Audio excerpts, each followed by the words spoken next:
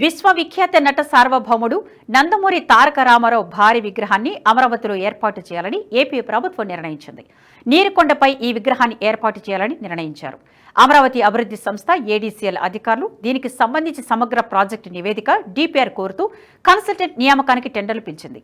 2 రోజుల కిందట మున్సిపల్ మంత్రి Narayana, CRDA commissioner Kannababu, ADC CMD Lakshmi Parthasarathi Gujarat పర్యటనలో సర్దార్ వల్లభాయ్ పటేల్ విగ్రహాన్ని సందర్శించారు. అమరావతిలో కూడా ఇదే విధమైన విగ్రహాల ఏర్పాటు కోసం అధ్యయనం చేస్తున్నామని ప్రకటించారు. అయితే డిపిఆర్ వచ్చిన తర్వాతే ఎన్టీఆర్ విగ్రహం ఎత్తుపై పూర్తి స్పష్టత రానుంది. ప్రాథమిక అంచనాల మేరకు 600 అడుగుల ఎత్తులో ఎన్టీఆర్ విగ్రహాన్ని ఏర్పాటు చేయాలని నిర్ణయించినట్లు తెలుస్తోంది. ఇందులో నీరుకొండ ఎత్తు 300 అడుగులు ఉంటుంది. దీని మీద 100 అడుగుల ఎత్తులో బేస్ను నిర్మిస్తారు. ఈ బేస్లోని NTR memorial hall, NTR museum, NTR జీవిత చరిత్రను తెలుసుకునేలా కళాఖండాలు, మినీ థియేటర్, కన్వెన్షన్ సెంటర్ ఉంటాయి. ఈ బేస్ పైన 200 అడుగుల ఎత్తైన ఎన్టీఆర్ విగ్రహాన్ని ఏర్పాటు చేస్తారు.